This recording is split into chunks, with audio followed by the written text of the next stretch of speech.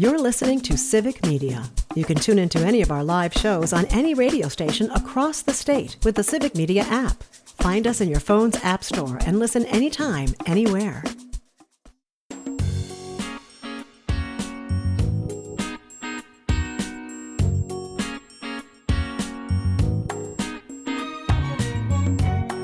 Across Wisconsin on Civic Media, you're listening to Mornings with Pat Kreitlow, powered by UpNorthNews. Now, from our Lake Wissota studio, here's the founding editor of UpNorthNews, Pat Kreitlow. Hey, good morning. 8:06. Nice to have you back here up north. It's a Wednesday morning, December 3rd, 2025. Parker Olson is producing things down in Madison Studio A2. Coming up at 8:35, we'll talk to Dr. Kellie Snooks, a pediatrician. We'll talk about some of the misinformation about Tylenol in kids and about flu shots and about other infant ailments and try to get everybody back on the right track in terms of the things that are actually, factual, evidence-based, shall we say. That's all coming up. We will not have Earl Ingram here in this particular segment this week. He's a little busy. He's getting an interview with the new candidate for governor, former Lieutenant Governor Mandela Barnes, is talking to Earl first in terms of giving interviews as part of his new campaign for governor. So I am betting that we will be able to have some excerpts from that interview to play as early as tomorrow. And then we'll certainly talk about it with Earl Ingram on the show next week. And he'll tell you all about that and what's happening on his own podcast through Civic Media, the What's Going On with Earl Ingram podcast. Learn more over at civicmedia.us. Let's see. I also wanted to see if we got a check-in here from Rob in Tigerton. Well, yes, we did. Good morning from Tigerton. It's cloudy and 25 with a half inch of snow overnight. I've been plowing snow since 3 a.m., just finishing up. I go to a doctor's appointment in Shawano, plus getting an MRI done on my right knee, which has been bothering me for the last few weeks. I hope I don't need knee surgery. Same here, Rob, but as you know, we've got our favorite knee specialist, who's also an OBGYN, Dr. Kristen Lyerly. So, Rob, don't try to do a me too on this. Just because Kristen had work on her knee done doesn't mean you do. And by the way, congratulations for knowing what part of your body was getting the MRI. You're already a step up on the President of the United States. 855-75-CIVIC is the number, 855-752-4842. Our question of the day is all about your musical guilty pleasure. We ask it because there's a movie coming out Christmas Day about a couple from Milwaukee who back in the 80s and 90s did a Neil Diamond tribute band, and actor Hugh Jackman was in Milwaukee last night for the hometown premiere of the movie and having a lot of fun, it seems, doing it as well. He was scooping frozen custard at a local Kopp's custard stand down there and interacting with some of the folks. So, nice to have him there. Nice to have another movie that is set in Wisconsin.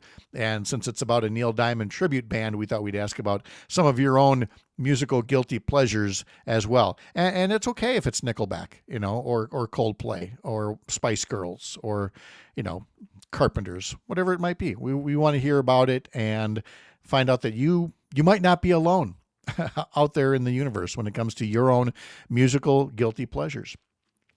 So I mentioned a president who cannot or will not tell you where he had an MRI done. It's the same guy who was rage tweeting the night before last, up well into the wee smalls of the morning, and then falling asleep during his cabinet meeting yesterday. It was a 2.5-hour celebration of bootlicking, to put it bluntly, the things that were coming out of some of these cabinet secretaries' mouths. But more importantly is the stuff that came out of the president's mouth as well. And Daniel Dale, who was the longtime fact checker for the Washington Post, I believe he's just a free agent now. Well, he's still in the fact checking business. And this is only a partial list that he put together of the false claims that were made in yesterday's cabinet meeting. Trump claimed grocery prices are down. They're up 2.7% year over year as of September, 1.4% since January. He claimed, Trump did, that he is cutting prescription drug prices by 500% to 900%. That makes no mathematical sense. That would mean people are getting paid to acquire their medications. Here's my question to you. When you picked up your meds the last time you were at the pharmacy, were you also given a wad of cash? I'm guessing not. So when the president of the United States says he's cutting prescription drug prices 500% to 900%, that math ain't mathin'. He claimed he has stopped inflation in its tracks since January. The September year-over-year inflation rate, 3%, is the same rate as in January, and September is the 5th consecutive month that the year-over-year inflation rate has increased. In other words, inflation has been getting worse since the guy came on board who said he was going to lower prices on day one. And there were people saying, you probably shouldn't believe that. And this is their told you so moment. Trump claimed he inherited the worst inflation of all time. He inherited inflation at 3%, the same as the most recent rate. Even the Biden era peak of 9.1% in June of 2022 wasn't even close to the all-time high. And then it declined. So for Trump to say he inherited the worst inflation of all time, not even close. Trump has claimed he secured, this is all in one cabinet meeting yesterday, by the way, all of these whoppers. Trump claimed he has secured more than $18 trillion in investment commitments since he returned to the White House. That is nearly double the $9.5 trillion figure that the White House uses on its own website, and a detailed review shows even that number is wildly inflated. So they essentially puffed up to the point of making up a number of 9.6 trillion, and the president puffed it up even more to make the lie even bigger, to say that there was all this investment. Now, there has been investment in America. That's a good thing. But you shouldn't have to lie about it to make yourself feel good. Trump claimed he has ended 8 wars. Again, this was all just yesterday in one cabinet meeting. Among other issues, his list includes 2 wars that did not actually exist during his presidency. Egypt, Ethiopia, and Serbia-Kosovo, and a war in the Eastern Democratic Republic of Congo that has not actually ended. Trump claimed the U.S. gave $350 billion in wartime aid to Ukraine. A U.S. government inspector general says $187 billion was appropriated for the war response through June, including money spent in the U.S. and broader Europe. So again, there has been wartime aid to Ukraine. You have no reason to lie about it, or to at least be wrong about it. It's not $350 billion. It was $187 billion. And by the way, I add as an aside, a lot of that money that people think is being like shipped over Ukraine and being dropped out of airplanes or something like that. No, a lot of that money is right here in the U.S. for some of the defense aid that is going out there, some of the material that is going out there. So it's not that the money is all going out. A lot of the money stays right here in the U.S.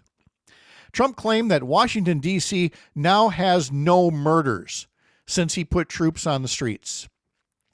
That wasn't even close to true, even before the attack on National Guard troops last week. So why would you even say that there have been no murders since you put troops in the streets, when it's demonstrably false? These things called statistics exist. He also claimed the 2020 election was rigged. Oh my God, man, get over it. You lost. This is not a mistake at this point. It is a lie. The thing is, it always was a lie. The evidence was there that as early as the September before the 2020 election, they were plotting ways to overturn the election, which in any other country we would call an attempted coup. And for some reason, we're being too nice about the actual circumstances of what happened in 2020 and in early 2021. And somehow, because enough people have believed all of these many whoppers that have been told, he managed to get back in office, and everything else that has happened since then. And then, of course, in that cabinet meeting was an absolutely garbage-filled racist tirade about refugees from Somalia and what has been done here. And the thing is, we did get some reaction to what I said about it earlier in the show, about, the refugees that have come here. And guess what? They're not all Eagle Scouts. They're not all honor students. Nor has that been the case with any group of immigrants that have come here. We got something on the text line earlier from somebody who describes himself as an actual patriot from Oshkosh, who writes, "This morning show host is so mad about Trump calling Somalia a terrible country, and you scoff at the embezzlement in Minnesota and just deflect to assuming conservatives are also embezzling. Well, you have no facts to that, so why are you speculating? That's not news. That's a radio DJ giving his one-sided opinion. Maybe when your grandparents or a relative of yours becomes a victim of Somali pirates, you would understand. Do you even know what Ilhan Omar says about Americans? And you aren't reporting on that. This morning show just proved that both sides are doing nothing but mudslinging. Do better. Unite the people. Stop being involved in the divide." First off, decaf. Second, again, the points all stand. Now, I did not say that conservatives engage in embezzlement. What I did say was, are you trying to tell me that none of Donald Trump's buddies in the corporate world have engaged in any kind of business fraud? Because you know who has? The president himself. He is a convicted criminal for business fraud related to having to cover up an affair with a porn star. And that's just the tip of the iceberg of the record of the Trump Corporation. Yes, the situation with embezzled funds in Minnesota is serious. It would be serious no matter who did it, because embezzlement does come from every end of the political spectrum, because it's not political, it's human greed.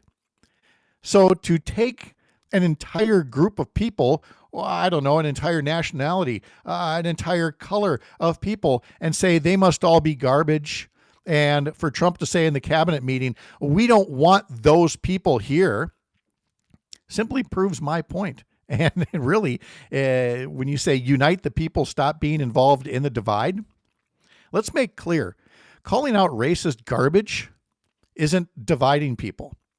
It is about calling out those who are trying to divide us and who do not want to be part of the solution. There should be law enforcement on things like embezzlement, and yet the resources to investigate these kinds of crimes have been diverted. And a lot of white-collar crime is not being looked at as deeply as it should. You know why? So that there can be more masked secret police on the streets rounding up people by skin color and ethnicity rather than any probable cause. That's a racist-based policy, which again is not to say there aren't criminals there.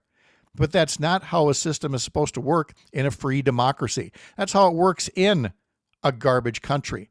I would then suggest in conclusion that Donald Trump would be the perfect president for Somalia. Could we maybe deport him there in the very near future?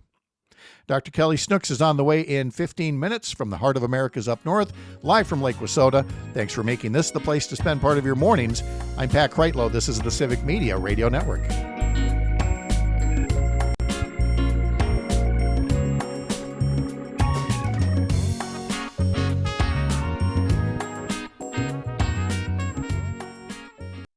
You're listening to Civic Media. Stay up to date on the latest news and information for your local community and Wisconsin by signing up for our free email newsletter. Visit civicmedia.us/email to get started.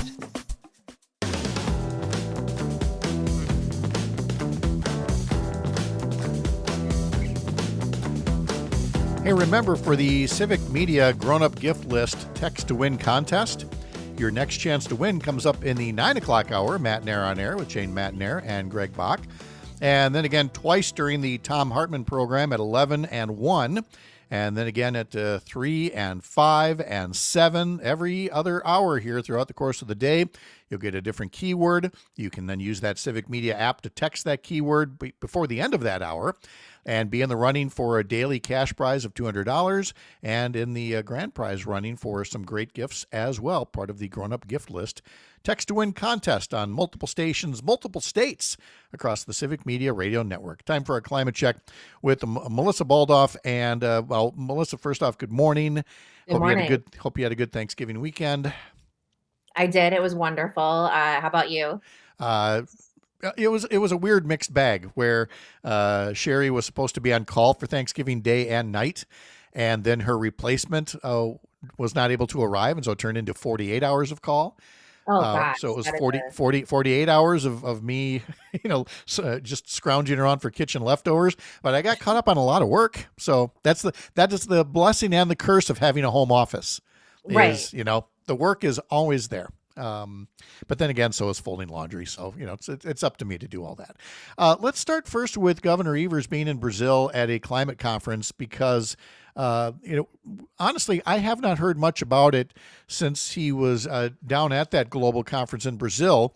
But John Imes has written a column for the Milwaukee Journal-Sentinel and talks all about the value of having Governor Evers there and some of the policy discussion that could help create jobs and cut costs. You've had a look at that column as well. So I thought maybe we'd get your view on, the overview of having the governor of Wisconsin actually want to take part in being part of the solution rather than, a president who is part of the problem when it comes to a changing climate.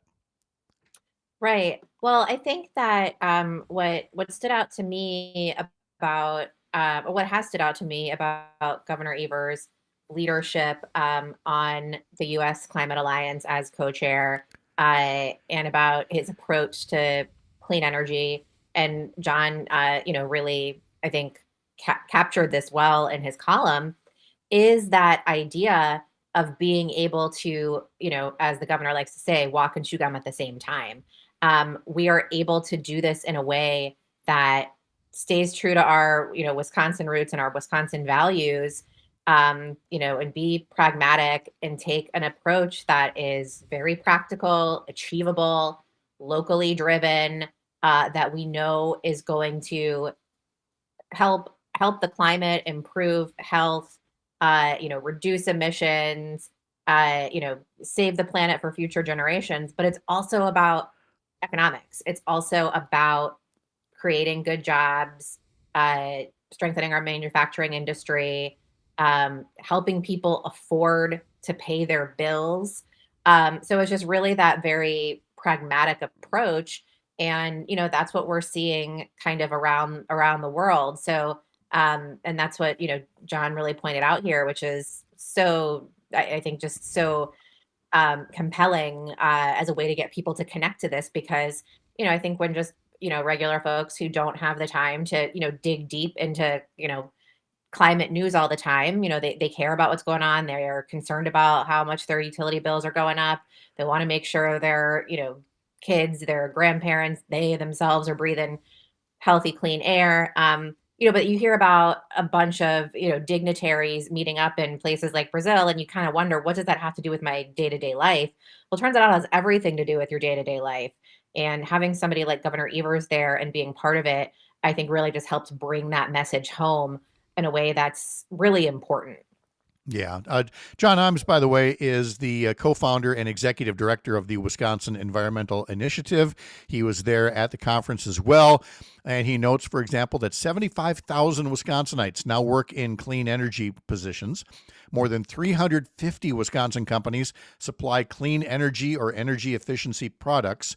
Schools, farms, and small towns, he writes, are saving money with efficiency upgrades and solar, and tribal and low-income households are receiving targeted weatherization and building improvements. And he concludes by talking about how Wisconsin is perhaps better positioned than almost any state to benefit from the kinds of climate commitments that were made in Brazil. There are just so many ways, Melissa, where we still are leaders in innovation as well as responsibility. Absolutely. And, we should continue that. There continue to be more opportunities to invest in that clean energy workforce, get people in apprenticeship programs, reskill people who are in jobs that are, kind of phasing out and get them into the training they need to succeed in the jobs of the future. So I think that there's only growth opportunities for Wisconsin when it comes to making investments in clean energy. And so, in the minute or so that we have left, because again, we always have to talk about the other side of the coin. Here's the headline from the Guardian newspaper: Trump order to keep Michigan power plant open costs taxpayers $113 million. Critics say the coal-fired plant in western Michigan is expensive and emits high levels of toxic pollution, but Trump is saying it's got to stay open. I don't know what else to say about that, except, of course, he did. I mean, it's just so out of touch. I mean, people in Michigan do not want this. They know they do not need this.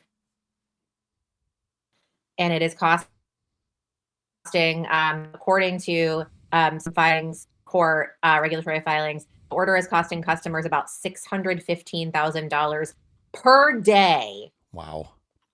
And that just, I think, really underscores how unserious a person Donald Trump is. Well, unserious and costing us so much money, again, on a daily basis. Melissa Baldauff, thank you for the check-in. We'll talk to you next week. Sounds good. Bye. Coming back with Pediatrician Dr. Kellie Snooks. We're going to be talking about flu shots. We're going to be talking about infant ailments. We're going to be talking about Tylenol misinformation and what's the real deal when it comes to Tylenol use and kids. I'm Pat Kreitlow from Up North News. Follow us at UpNorthNewsWI.com.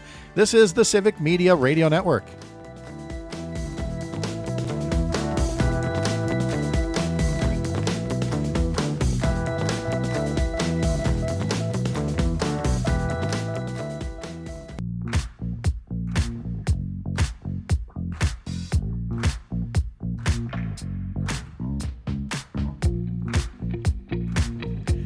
Nice to have you back on a Wednesday morning. It's December 3rd, 8:35 the time. I'm Pat Kreitlow up here in Chippewa Falls. Parker Olson producing things in Madison. And we're joined by Dr. Kellie Snooks, pediatrician, and who does a video series for us at Up North News, Raising Wisconsin, talking about things that can impact the health of your kids and your family. And we've got a few topics to cover today that she's covered in her video series and other things that have simply been in the news. I know last month we talked about measles and the outbreak there. We'll get into pertussis and flu shots in just a little bit, but we're going to start with Tylenol and kids. Dr. Kellie Snooks, good morning. How are you?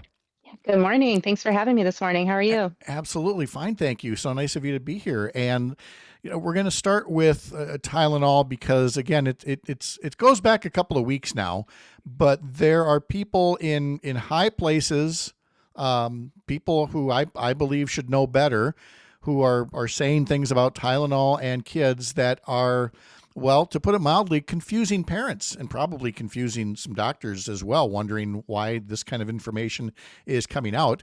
And so we wanted to have you tell us a bit about the overall issue, why there might be concerns, and then to what degree we can address them with fact-based information that parents need to know. So what's your best overview of why we're even talking about Tylenol in kids?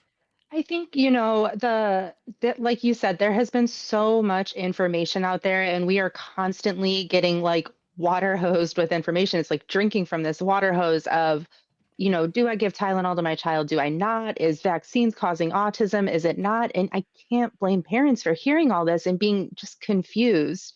The reason we're talking about Tylenol in the first place is recently there was a press conference that I think we all remember where the president got on stage and said Tylenol is linked to autism diagnoses and pregnant women shouldn't take Tylenol and they should tough it out, and you can't give Tylenol to your kids either.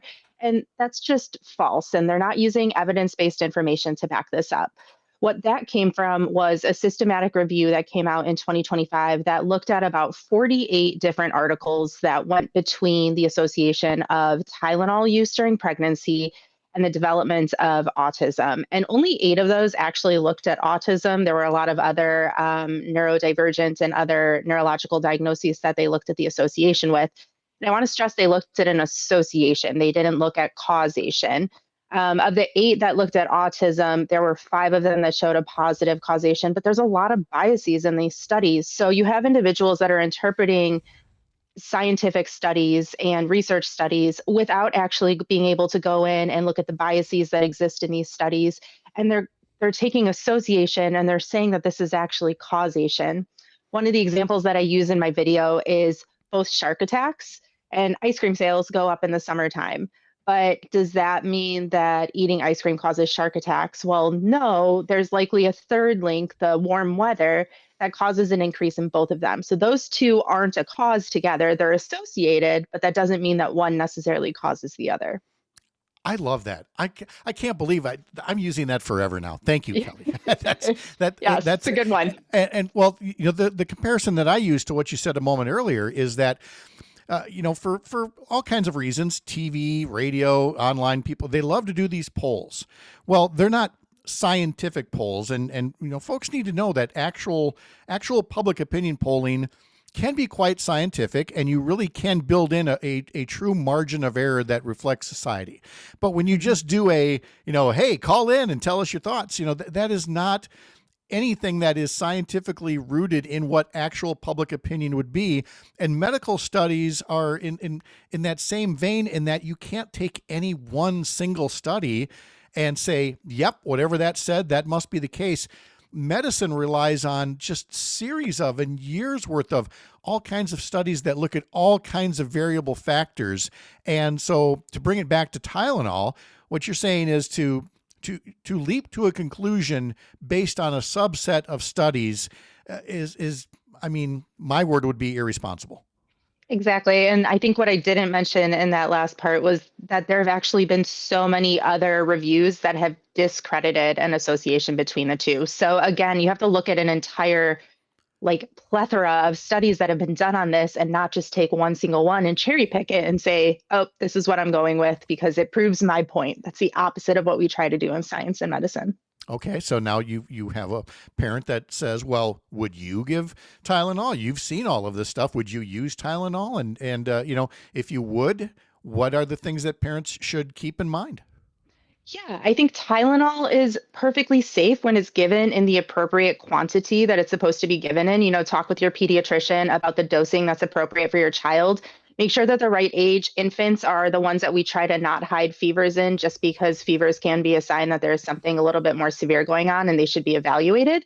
But myself, I take Tylenol all the time. Probably just took it a couple days ago. And I would give it to my children as well. It's safe when it's given in the right quantities and the appropriate dosing. Talking to Dr. Kellie Snooks. She has the Raising Wisconsin video series that you can find on the social media channels for Up North News. Search for Up North News WI. If you're not already following us on Facebook, Instagram, Twitter, TikTok, all of the things like that. We're in the time of year now where you also hear information about vaccines. For example, last month we talked about what's real and what's not about the measles outbreak and the vaccines. Now we're in flu season and pertussis as well. So you can take them together or one or the other and tell us, what is happening right now and what what parents should be aware of when it comes to flu shots and avoiding pertussis. Yeah, I think I can lump them all together because it's what pediatricians fear the most. It's like our time of year that we prep for, especially those of us that are in the hospital, but it's viral season. People are no longer outdoors, they're indoors, they're close together. We're sitting cozied up on the couch, but if our 5-year-old brother comes home from school and has something, this is where he's going to pass it along to even younger little siblings. So viral season is a peak time where respiratory viruses can kind of spread throughout the community. The one we're seeing on the rise now is flu A. I think we're starting to see it in other parts of the country. We haven't necessarily seen a major rise just quite yet in Wisconsin, but what we are seeing is it is starting to peak. So we definitely want to be on the lookout for influenza. It's usually mild, can be treated at home, but there are some serious complications that can come with it. So be sure to talk with your pediatrician about your flu shot for this season if you haven't gotten it already, or get your flu shot for yourself as well. And then the other one is pertussis. Pertussis is actually really scary for young infants that get it because what it does is it can actually cause them to stop breathing, and that can be a high concern. They can come in and need the intensive care unit. Pertussis, again, is a vaccine preventable illness, but we have seen recent outbreaks here in Wisconsin with that. And the one thing I think with pertussis that is important to know is that the immunity, we get the Tdap, which covers that pertussis is the P in Tdap. But the immunity can wax and wane. That's why you have to go back for your boosters throughout your lifetime. I think it's important for older individuals, people that are in maybe their 30s, 40s, or grandparents that are going to be around young infants this holiday season, to make sure they're up to date with their pertussis vaccination, because they themselves can be carrying the disease and then give it to the younger infant, which can cause some severe complications. So stay up to date on your shots, and if you get that record. I was very surprised when I went to my local Walgreens to get this year's flu shot and COVID shot, at just how very detailed a record you can get of your shots, and it includes not just Walgreens, but the other places, because they're all in a database somewhere, so you don't have to guess at this. No, you can go online. The Wisconsin Immunization Registry, WIR, has all of your vaccine records up there. So you can go online and your vaccines, I believe, that have been given in the state of Wisconsin, you'd have to check me on that. But you can go on and check your vaccine records and make sure you're up to date. And it should tell you what you're actually due for. Dr. Kellie Snooks is with us from the Raising Wisconsin video series at UpNorthNews. And one of your recent video reports talked about something called infant botulism. Can you tell us more about that? Yeah, so there was a recent outbreak of botulism that has been linked back to an infant formula called by the brand ByHeart. They've recalled all of their infant formulas. I would check the FDA website for the most up-to-date information on that. But they've been linked to over 30 cases of what's called infant botulism. So botulism is caused by a bacteria that is found in like soil and dust and different spores. And basically, when it's ingested, especially into young infants' systems, it can cause a neurotoxin, which prevents the muscles and nerves from kind of talking together and causes what we call a flaccid paralysis. So some of the things to look for, because the muscles and nerves aren't working properly, babies can develop constipation. They can develop like a weak cry, so their cry doesn't sound as strong as it usually does. Their facial expressions might not be as strong as they usually are, just kind of like weak overall. When you go to lift them up, their head lags behind. So these are all signs that you really should be evaluated, especially if you had that ByHeart formula. Be sure to talk with your pediatrician. There's some good information on the CDC and FDA website about the outbreak, but this is also one of the reasons that we say don't give honey to any baby under 12 months old, because honey is known to carry these botulism spores. Wow. That gets me into the final point here before we wrap up, and that's just seasonal food issues overall. Again, especially with infants or toddlers who, might be eating somewhere else for the first time. We heard a lot about food safety last week in the run up to Thanksgiving. And are there any things you want to make sure that parents of the young ones know in terms of, seasonal foods and, just food safety overall? I think the one thing, especially as an intensive care unit pediatrician, is choking hazards when it comes to food. Yes. So like there's, grandparents might not think and be giving full grapes to toddlers that shouldn't be giving them, or hot dogs or sausages. So just be sure if you have a young toddler, everybody loves to give food to the babies, but make sure it's appropriately cut up. And then any food allergies, I would just, make sure that everybody's aware, have an EpiPen on you if you need it, if you know that your child has an anaphylactic allergy. So those are just some of the things I can think of. Oh, no. I mean, it's all basic sense. And I can't imagine how many times you've heard, I know this stuff. I just didn't think about it. And there went the grape, or didn't bring the EpiPen with me or anything like that. Are you working on anything in particular for your next video installment? Next couple videos. So there should be one that's coming out this week. I'm talking about car seat safety during the winter. So, we think we want to keep our babies as warm as we can, but wearing thick coats underneath the car seat harness is actually a huge risk for the infant. So we'll talk a little bit about that. And then with the last couple videos for this year, just kind of talking about some winter things, protecting frostbite outside, because it's way too cold up here in Wisconsin right now. And then I'll do a little bit of a pediatrician's Christmas wish list. So what are some toys that I would like for a child to kind of promote their development and that I think would be good for kids this winter?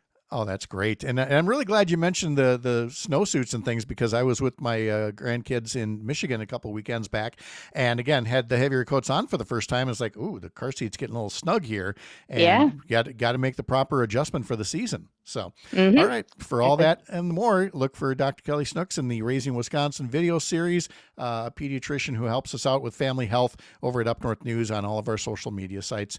Kellie, thank you again. Good to talk to you. Have a great day. Awesome. Thank you. You as well. All right. Yeah, we'll have some final news and notes from Lake Wissota when we wrap things up here in just a bit. First, a reminder that we've got sports for you coming up across the Civic Media Radio Network. That would be college men's basketball. The Badger men are taking on Northwestern. Coverage begins at 7:30 on several Civic Media radio stations. The Badger men's hockey team is playing at Notre Dame on Friday. And, of course, we've got the Packers and Bears game. Sunday afternoon coverage begins at 1 o'clock, kickoff at 3:25 on some of the stations of the Civic Media Radio Network. I'm Pat Kreitlow. You're Up North.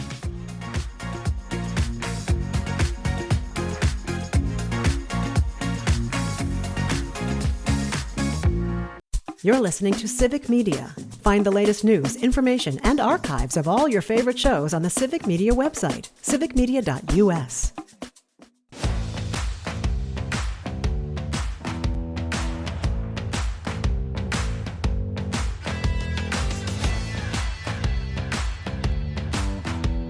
Tomorrow on the program, Congressman Mark Pocan will be joining us. The government shutdown is over, but the gridlock appears to be rolling on, and that's just within the Republican caucus. We'll talk more to Congressman Pocan about the things that are and are not happening in the nation's capital. And Sean O'Malley will be along to talk about your money and the markets and the data that we're getting now that the shutdown is over, how reliable it is, or what still seems to be missing. And then the question that I feel like it's growing with more and more people. How much of this economy is built on an AI bubble? And we have talked about this before, and I want to get an update from Sean on this, because there are a lot of factors that indicate that were it not for the rapid growth of AI and the stock prices of those companies, all the other economic indicators would have us in bad shape right now. So those AI numbers might be artificially inflating the state of the health of our economy. Small wonder that we have a president and others who are doing all they can to keep fluffing up that price and those AI companies, because that's the thing that's providing them with some cover right now. But it always seems like for these folks, it's just that there's always money lying around, and that the answer for everything is a tax break. And I noted that in a Wisconsin Public Radio article about the dueling bills in the legislature about bills that would reduce the cost for in vitro fertilization, IVF. And we have talked to State Representative Jody Emerson from Eau Claire before about her measure, which would require health insurers in Wisconsin to cover the costs of IVF and fertility preservation treatment. She said that, this is part of healthcare. And if you're going to be a health insurance company, then why shouldn't a health insurance company help pay for it? Well, Republicans call that a mandate, and they, their answer for everything is a tax break. And so that's what they've put in place. There's a Republican bill in the legislature that would provide a tax credit, a non-refundable income tax credit of up to $5,000 for IVF-related expenses that aren't covered by insurance. Now, there would be a cutoff. It would be for individuals making less than $100,000 a year, or couples making less than $200,000 a year. So if you're making $190,000 a year as a couple, you can still get this $5,000 non-refundable income tax credit. Well, by non-refundable, what that means is if you're, say, in a much lower bracket, say you're in the $60,000 bracket of income, and you really want to start a family with IVF, you don't pay that much in taxes that you may not get that $5,000 back. A refundable tax credit means you get that amount of money, whatever your tax liability is. So right from the get-go, the Republican bill does not help out with the upfront costs, as Representative Emerson points out. You've got to pay for these things up front, and then the tax credit comes later on. But again, we're talking about a group of politicians for whom everything is about a tax credit and making sure that, we do anything possible to avoid having the super wealthy pay their fair share of taxes. Because after all, they write those really big campaign donation checks, right? Which takes me to our final story. And that is something that is being done by Michael Dell of Dell Computers, Michael and Susan Dell. On its face, sounds like a nice bit of generosity. You see, there are going to be these new tax accounts for new babies. And that's a bipartisan idea that's been talked about for some time. Now, of course, because Republicans are in charge, they want to call them Trump accounts. And these would be investment accounts that are opened up for children from birth, and that, a certain amount of money could go into it. And then the parents and others could keep putting money into it so that it grows over the course of the years. And that's all fine and good. It's just that in this news story, Michael Dell and his wife Susan say they are going to be donating to roughly 25 million children. And what they're going to do is help put an additional $250 into the accounts of these children. Now, not all children. The money will go to children who were born in 2016 through 2024 and who live in a zip code where the median household income is less than $150,000 a year. So again, that's a net positive where you have, the help is going to people who would most benefit from it. Now, if you're doing the math here, what that means is the amount that the Dells are donating to put an extra $250 into every one of these new accounts, $6.25 billion. They're donating $6.25 billion for these accounts. Who could possibly have a crossword to say about that? Well, buckle up. Here we go. The Dells are worth an estimated $148 billion. This is roughly 4% of their net worth.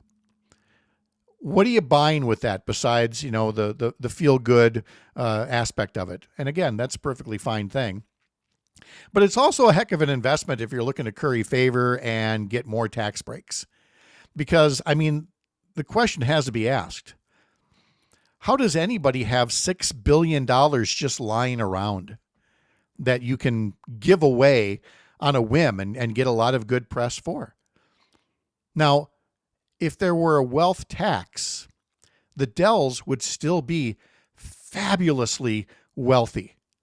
And we wouldn't have to depend on the charity of the very wealthy to make sure that we can educate our kids and to make sure that they have investment accounts. These are things we could be doing amongst ourselves if we had a tax code that was not so out of whack. There are people who say, oh, well, if there's a wealth tax, the wealthy, they won't innovate. They won't create jobs. That, folks, is BS.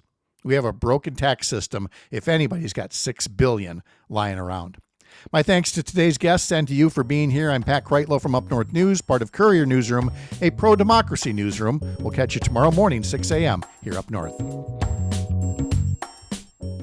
The national news cycle never stops, but it can be hard to find news about your local community. Civic Media is dedicated to providing quality local and state news coverage across Wisconsin. With the Civic Media app, you can get notifications about local stories that matter to you and your community. Find the free Civic Media app in your phone's app store and choose notifications from the menu to tell us what kind of news you want to hear about.